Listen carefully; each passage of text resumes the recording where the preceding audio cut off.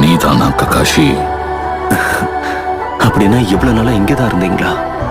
நாம தான் இப்ப ஒன்னா இருக்கோம்ல, இப்பயாவது உன்னோட கதைய சொல்லு. சொல்றேன், ஆனா அது கொஞ்சம் பெரிய கதை. அதை சொல்லணும்னா கொஞ்சம் நேரம் எடுத்துக்கும். தெரியும், பரவாயில்ல. எங்க தொடங்குறது அப்பா?